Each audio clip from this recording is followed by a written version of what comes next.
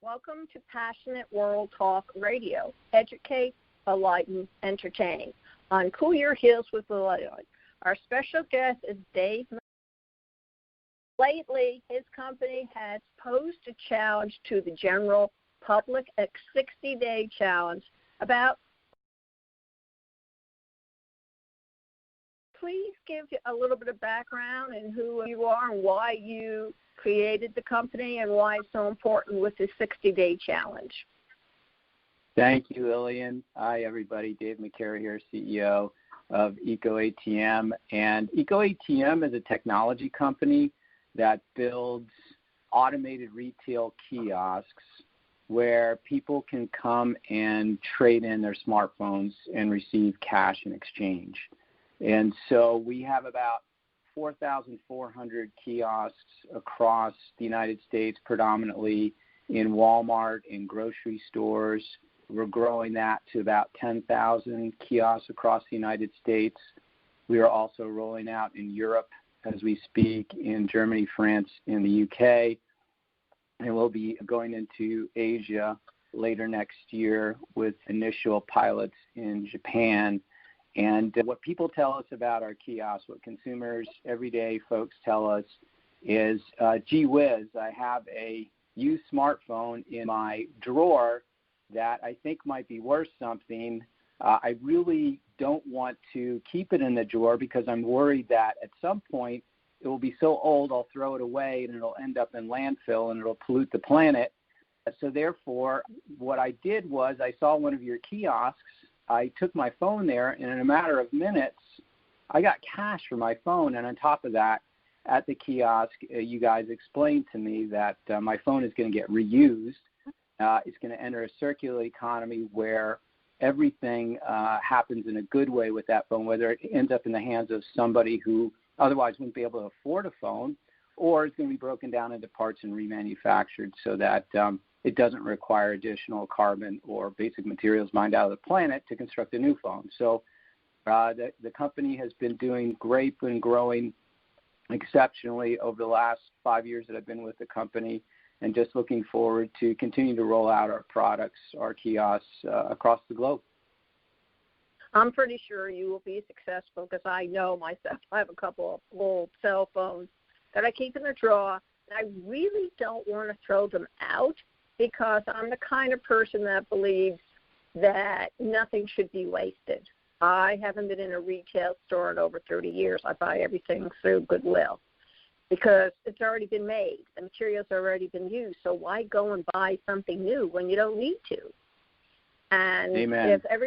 If we had a kiosk for cars, you become a multi-trillionaire by now, Dave. Something to think about. Let me know if it comes true. I'll ask for a little, thought payment. But there are so many landfills filled of old cars, rusted cars, and it's just too bad we can't do something more with them than smashing them up and putting them into another landfill. Indeed. So you issued a 60-day challenge. Could you please tell everybody about that? Yes. So there's a study, I think back in 2009 by, I think it was the European Journal of Social Psychology that highlighted that people typically on average form a new habit after 66 days. And so what our employees put together, this is something that was really just ground up from our employees who thought of this whole program themselves, was this idea of let's use this time, let's use this, this shock to the system that the pandemic has caused everybody to, reform the way we think about our lives. And one of the ways we can do that is to form new good habits.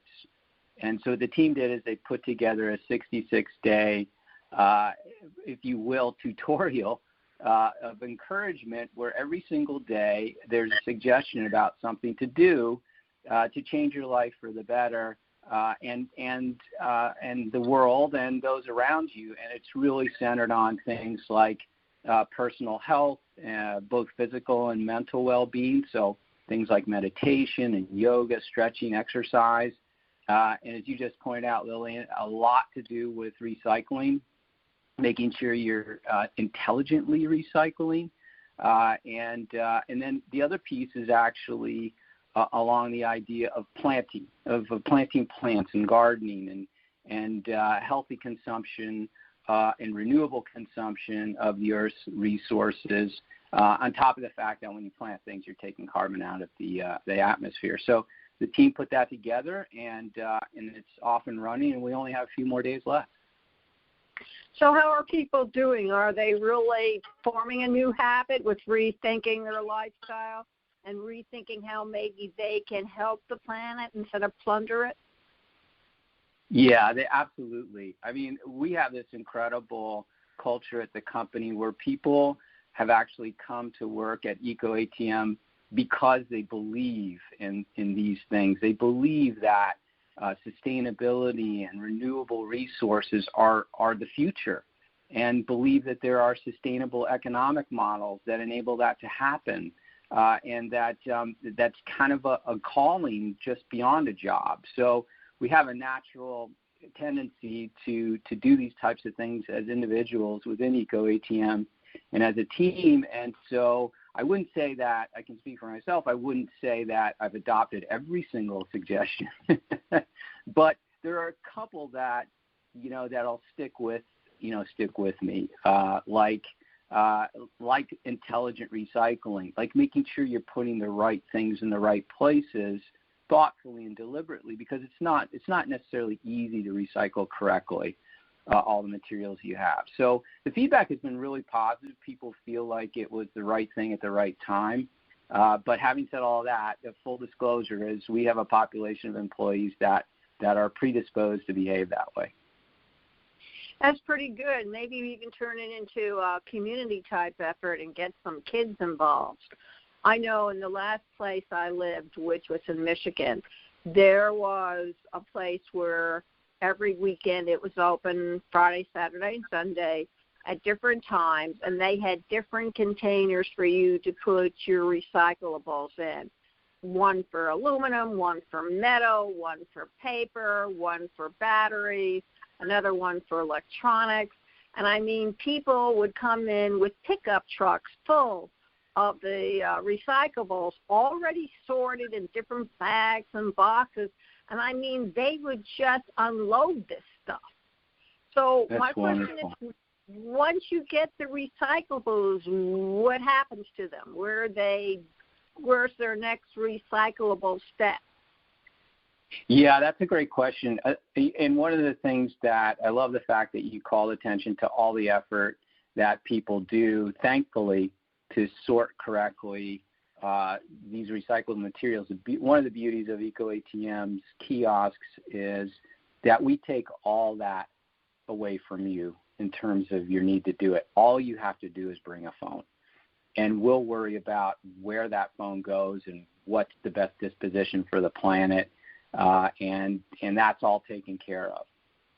So what happens is when you show up at one of our kiosks, we ask you a few questions about your phone, and our kiosk will then open up its little compartment where you then plug your phone in, and then we'll take videos and we'll take electronic interrogation of the device, of your smartphone, to find out exactly what type of phone it is, and as well its exact physical condition. So we'll get a complete assessment of what your phone is within a couple minutes, literally. And at that point, two things happen. And this is all driven by artificial intelligence that literally lives in the proverbial cloud, which is our proprietary software.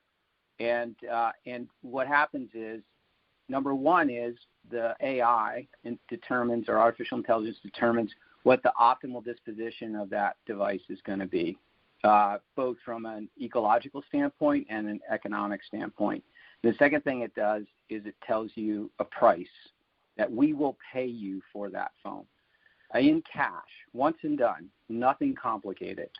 So we're actually paying people to recycle therefore creating a sustainable economic model through correct incentives. Because why shouldn't we be paid for doing the right thing for the planet, right? And so that happens within seconds, and you make a decision as to whether you like the price or not. And then if you do like the price, the cash comes out. Your phone then goes into our machine, where it's subsequently picked up by one of our logistics partners. It's shipped to our central processing facility in Louisville, Kentucky, whereby we sort it and prepare it for recycling or resale, and then we ship it to those partners who are going to recycle it or resell it. And in some cases, we will resell it ourselves on our Gazelle.com website. So if ever you're interested in getting a phone where you're purchasing and creating in so doing a circular economy, is our Gazelle.com site, which are phones that have come directly from our kiosk that we're offering for retail sale because they're in really great condition, and we offer those at rock bottom prices, and they tend to be some of the latest models. So there you can get a phone. What people tell us typically is, my son or my daughter just dropped their phone, into a lake, and I'm not going out and buying her or him a brand new one, but thanks to you guys, I was able to buy the exact same model used for half the price. You guys rock. So that's the kind of range of disposition. Some of our phones go to scrap recyclers. One of the partners that that we're talking with right now is somebody who is actually recycling the batteries to put into electric cars. So that's an example of some of the things that happen with these phones, but none of them end up in landfill, which is super important. Now, have you thought about accepting tablets as well? We do accept tablets. Sorry to leave that out. We accept tablets at our machines. Good, because I know there are a lot of people who keep on upgrading their tablets and trying to find places to recycle electronics. It's a real nightmare. Yes, at our machines we can take the iPads and the Android tablets. Okay, everybody, listen up. So if you're wondering where to take this stuff, you take them over to his kiosk, and that way you won't have them littering the ground or just throwing them in vacant lots because you can't be bothered to find another place to put them. Now, with batteries, do you know how they recycle batteries at all? Is that something you would be interested in trying to recycle as well? We do recycle the batteries that are in the phones that we get. So there are specialty remanufacturers that actually just do batteries, and so we'll ship those out to those partners. So then you those little round batteries that you put into, you put it into your phone. So those are what you recycle. Okay, I want people to understand that they can do this. There's no reason for that cell phone or that tablet to be found in the garbage or to be found someplace else where it doesn't belong. I mean, that's one of the things you're now finding with all these Macs. When people are finished, they just throw them on the ground, and it really is kind of disgusting. It's an unbelievable both problem and opportunity. To give you an example, there are going to be about 1 billion to 1.5 billion new smartphones, brand new smartphones sold across the globe in any given year. And of that, let's say 1.2 billion smartphones, the vast majority are replacements for existing smartphones. So quite literally, a better part of 1 billion new smartphones replace 1 billion smartphones that are now used. And the vast majority of those phones do not get recycled or traded in. They get left in a drawer. So it's an astronomical problem and an incredible opportunity to prevent harm to the planet. And one of the great things too is we work with some charities that actually get some of these smartphones. When we donate used smartphones to these charities that take them to countries where people don't have access to affordable smartphones.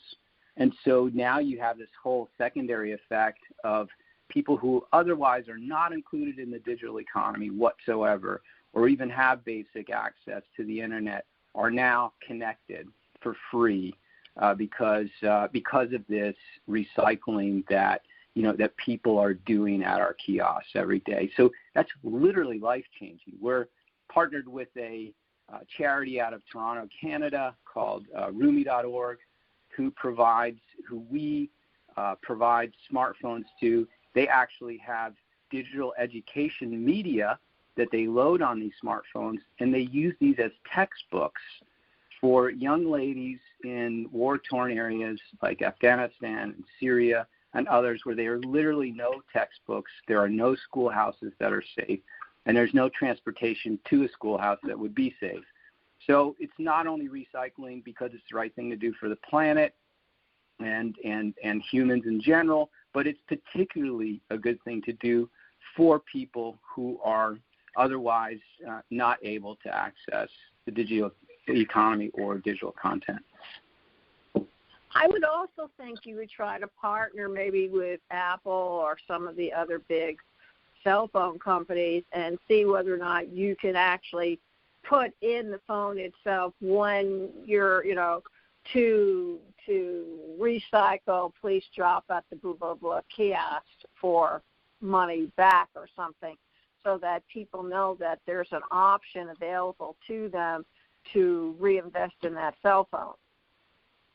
We are absolutely pursuing that with both Apple and the wireless carriers. That's a great idea, and we're on it. Good, because that, to me, it makes a lot of sense to already have that option available. I mean, you have so many things on the cell phone now, or the Android, and all you have to do is click on one of the apps on the phone, and it takes you to where you can find your cell phone if you mislay it. I mean, I use that all the time. I use another phone to call up my cell phone to find out where I left it the night before or something. Or you're using it to use the calculator, for example. Some people use the compass in it. So it would make sense to me to have a little app or whatever it's called already in the phone to recycle this phone. I mean, to me that makes sense. Absolutely agree, 100%. And I think it's good to have it for the kids, because I know the kids get the cell phones at ridiculous ages anyway, and the same thing with the tablet. So that sounds really, really good. Now, do you do anything with the Alexa or some of the stuff that Amazon has put out, which tells you how to connect your electronics with the doors of the house or turn on the lights or something like that? Not yet, but we're in discussions to expand into that area.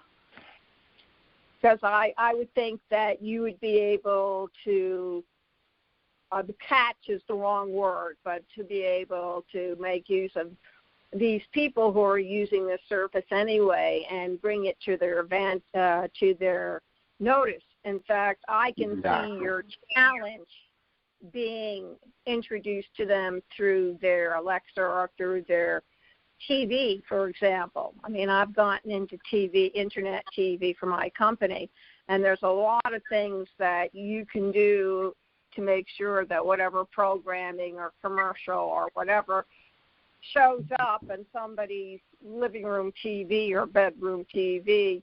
And I find that they don't have to physically be there, just as long as their brain is somewhat active, because a lot of it is stored in their subconscious.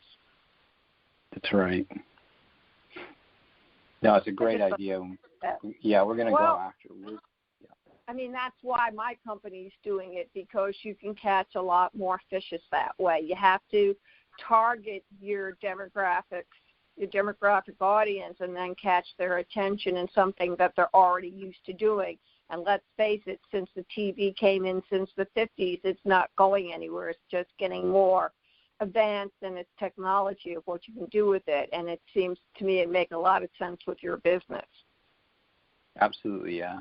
Totally agree with this idea of the more you can integrate with the way people are already thinking about life and the way they live, the easier it's going to be for people to adopt what you're doing. I mean, that's the biggest challenge we have is people saying to us after they use us, "Good heavens, I'm never going to trade in a smartphone any other way because this is just perfect." But the challenge is, how do you cause this new behavior to happen? How do you make people aware? Yeah. You get them when they're young. You hit them when Exactly. they're children. I have a 7-year-old grandson, and he doesn't miss a thing. His antenna is constantly up. He has 2 older sisters, so he's a little bit more knowledgeable than most 7-year-olds, but he doesn't miss a trick. He knows exactly what's going on, when it's going on, who it's going on with, and he's reciting the alphabet now in French and Spanish. Where did he hear it? He heard it on television. And so that's he has subconscious fixed it up, and he can count in those 2 languages, and he loves listening to the programs now in a different language. And that's the audience that you really need to get your message across to, because they'll grow up with this new behavioral habit and That's use right. it more than somebody, say, in their 50s or 60s. That's right.